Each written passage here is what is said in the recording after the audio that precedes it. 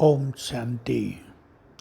दीदी मनमोहिनी का नाम सुनते ही सभी को साकार ब्रह्मा बाबा की याद भी आ जाती थी।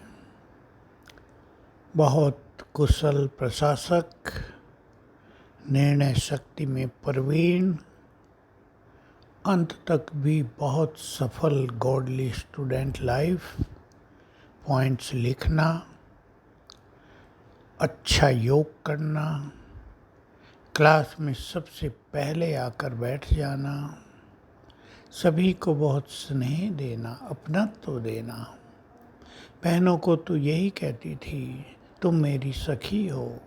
कितनी कन्याओं को उन्होंने समर्पित कराया अपने मृदुभाषी स्वभाव से। बहुतों के दिलों को जीत लिया था उन्होंने।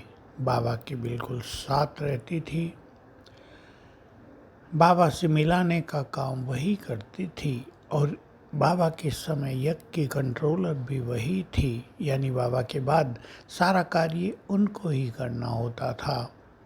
ऐसी महान आत्मा जिन्होंने यज्ञ के प्रारंभ से अपना जीवन समर्पित किया था। 28 जुलाई 1983 को देह त्याग कर बाबा के पास चली गई थी। ये लौकिक में बहुत ही साहूकार परिवार से थी और छोटी आयु में इन्होंने अपना जीवन समर्पित कर दिया था।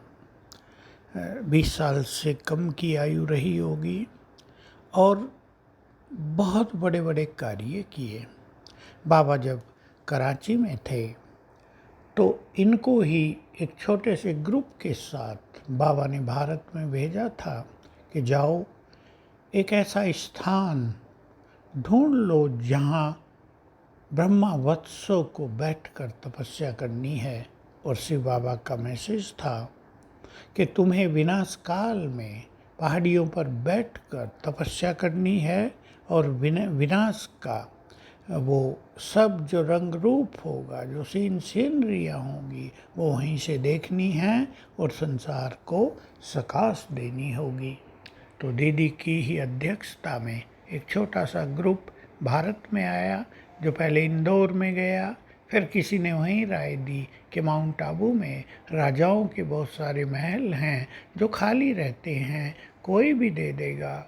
और क्योंकि आपका ग्रुप बड़ा है, 380 भाई बहनें थे, आप आराम से वहाँ रह सकेंगे। तो दीदी माउंट आबू आई, स्थान पसंद किए, फिर राजाओं से कांटेक्ट किया।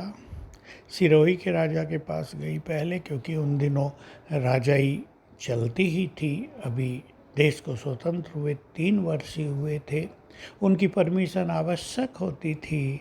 राजा से मिले, राजा ने बहुत प्यार से परमिशन दी कि आप आइए, आप पवित्र आत्माएं हैं और मैं दादा को जानता हूँ, वो बहुत महान आत्मा हैं, आप आइए और यहाँ पर अपना सेवा केंद्र, अपना बड़ा आश्रम खोलिए। फिर बाबा ने भरतपुर के जो राजा थे उनकी टचिंग दी,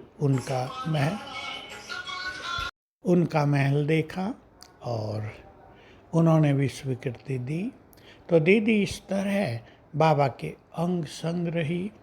बहुत अच्छी योगिनी थी और जैसे मैंने कहा, निर्णय शक्ति में मास्टर, देरी नहीं लगाती थी। 1 मिनट से पहले ही एक सुंदर निर्णय सभी को सुना देती थी और सभी पक्ष बहुत संतुष्ट होते थे। कितनी कन्याएं अपना अनुभव सुनाया करती थी कि उनको दीदी ने बहुत प्यार दिया, सखी बनाया, पालना दी और वे उस प्यार में यज्ञ में समर्पित हो गए। वो बहुत पुराने हैं, अभी भी हैं, कहीं गए नहीं हैं। उनकी पालना सचमुच अविस्मरणीय है। मुझे भी उन्होंने ही समर्पित कराया बाबा के सामने।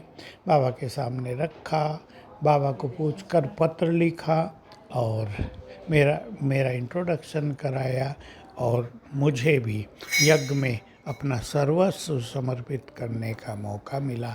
तो ऐसी महान दीदी, जिसको बाबा ने 1 मास अव्यक्त वतन में भी रखा और भिन्न भिन्न तरह के अनुभव कराए हमारे लिए, प्रेरणा की स्रोत है। हम सभी आज प्यार से उनको श्रद्धा सुमन अर्पित करते हैं। ओम शांति।